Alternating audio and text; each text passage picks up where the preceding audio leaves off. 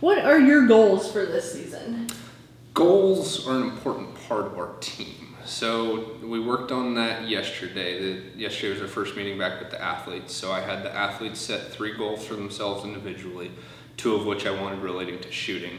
One of which could be personal, whatever they wanted on that one, and then I go over the goals, talk with them about that, see if we can improve them, see if we need to change them at all, and then at the end of the year look back and see whether they achieved their goals or not, what we could do to continue working on it. I also had the team come up with 3 team goals. So something we didn't do last year that I'm excited to implement this year is we set 3 team goals.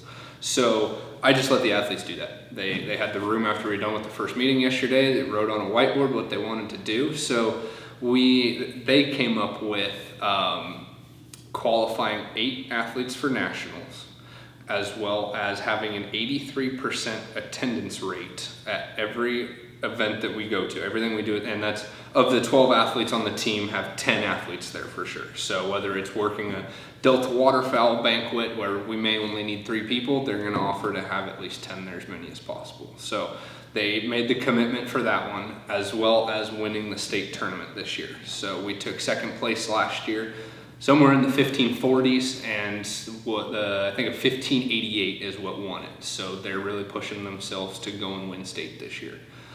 For myself, I set goals. I set 2 for myself, one of which to provide the best opportunity for success for each of the athletes at the events that we go to, as well as at practice. So for me, that's consistent coaching, scheduling correctly through detail, with certain times for squatting, making sure that we have all our ammo, that the athletes are set and ready to go. They just have to go to work, as well as helping the athletes achieve their team goals. So qualifying for nationals is an individual thing as it is a team. As I said, they're wanting to do that as a team, get 8 qualified. Well, that's on me as well. So I'm going to help them get 8 qualified for nationals. You mentioned you just had your first team meeting with the team. What are some ways early in the season that you guys build chemistry as a team, like team building activities? Yeah, so that was a lot of fun yesterday.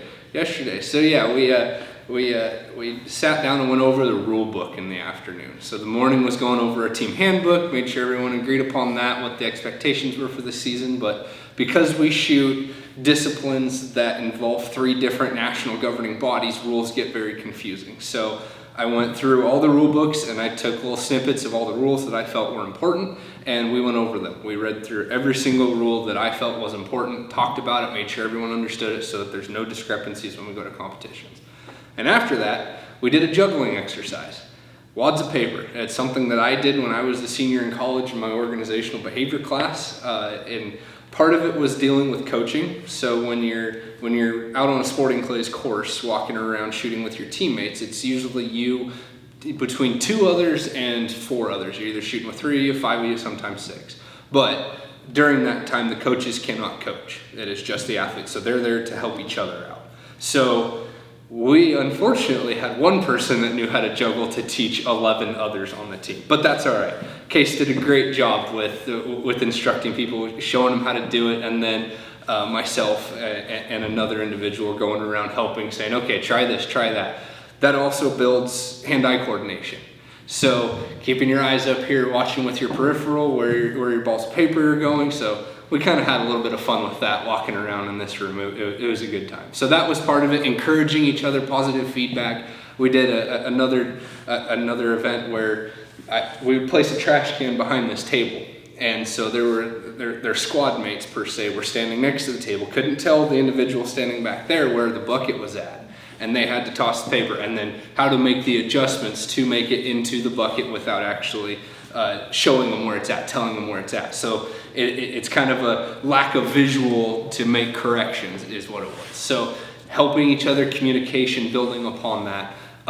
This evening, Dylan, one of our seniors on the team, he's going to be taking the team over to sand volleyball pits, and they're going to play spike ball, sand volleyball, doing some stuff, playing games, whatnot. What excites you the most about this season? This season, I am very excited for this year. As it is my 2nd year, I'm excited to see what kind of growth we can bring. In my first year last year, I'll say it wasn't perfect, that's for sure, and that's all right. We had some hiccups, so I'm excited to see how much better it can go this year, being my second year into it. We're, like I said, the athletes are going to, they're wanting to win state. Obviously, they want to show up to win every other event, but that's, for the state of Iowa, that's an important event for us to go to, and seeing that the athletes are going to push themselves to try to win it, I'm very excited for that. Yeah.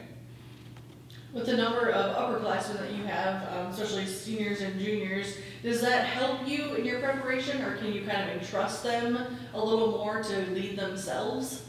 To an extent, yeah. So they know my system now. Last year, everyone was learning. I was learning them, they were learning me. So getting through how to understand each other. So now they have an understanding of me and what I expect at practice, at competitions. So they definitely take it upon themselves to lead the team as it is.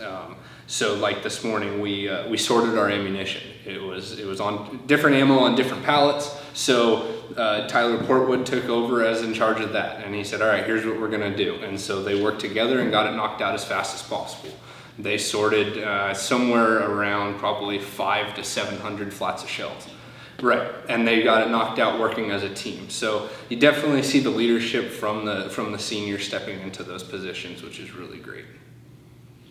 How has your recruiting been this offseason compared to your first season? Yeah. So because I started in July last year, I got out to SCTP Nationals, got out to the AIM Grant, didn't get to recruit the state shoots in the area. So this year, I traveled all over the place. Yeah, I went out to Las Vegas and recruited the U.S. Open in Las Vegas. I went to the USA High School Clay Target League Nationals in Mason, Michigan. I went to the Minnesota State USA High School Clay Target League state event. So traveling around, going to the big name events to talk to athletes, to get the team name out there, as well as attending state shoots. I did still go to SCTP Nationals, went to the AIM Grand again this year through their college days, and that was awesome. Having gone through my first year, there was no more of, well, I'm not really sure what's going to happen because it's my first year, or I don't know much about the school. And I was able to explain it a lot better, and that made me a lot more confident when talking to them. So recruiting was definitely on the top of my list this summer, and I made it worth it, that's for sure. What aspect of competition do you feel the team is better suited for this season? What aspect of competition? I think we worked a lot on mental preparation last year. So I had the athletes read a book, 10-Minute Toughness by Jason Self, and we went through the whole process of setting up your 10-minute toughness routine. So before you go out to shoot, what are you thinking about? How are you preparing yourself? Because you can sit there and watch targets, listen to music. There's different ways to go about it, and it's different for each person. But we work on identity statements. We work on your process. So just thinking through to build yourself up, to build confidence for yourself, to walk out there and know that you are able to break every single one of the targets out there. So as we didn't do that until winter time last year after the fall season, I'm excited to see what that's going to bring to every athlete's aspect of the game. So when we're going to our first event next Saturday, just 200 target sporting event on a Saturday. We're going to walk up, and I'm curious to see how athletes are going to do in terms of their mental game and preparing for it. So it's an event a lot of the athletes have shot for many years, but now we're going to start to compare their scores this year compared to previous scores with the mental preparation, the physical preparation, practice stuff that I brought to the table, and see how well they'll do. Going into year two, how have you seen the sport as a whole grow? You mentioned, I don't know how many competitions there that you've been to, but how have you seen kind of the growth at all levels of the sport? There are a lot of kids in collegiate shooting sports now, a lot, and it's great to see growth. We're starting to see events not throwing as many disciplines. So every event that we'll go to will have trap, skeet, and sporting clays, unless like the co-shoot will only have sporting clays for their range purposes. But we're seeing so many kids at these events that we're not able to shoot doubles trap, double skeet, or super sporting as often. It's got its pros and cons there, right? We just don't have the facilities to be able to do so until we go to some of the bigger events. So in terms of growth, I mean, teams are popping up left and right. Illinois has a bunch of teams that are showing up now. I know Kansas is getting a couple teams. Nebraska is getting a couple more teams. So just seeing the growth in it in collegiate shooting sport is awesome. But we're also seeing it in high school.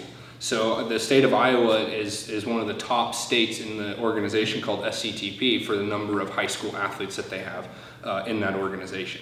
So between Iowa and Wisconsin's up there as well. So between the two states, you've got so many kids that are shooting in high school that are wanting to get into college. So it's really great for recruiting purposes, talking to these kids that really want to shoot in college and tell them what I have to offer.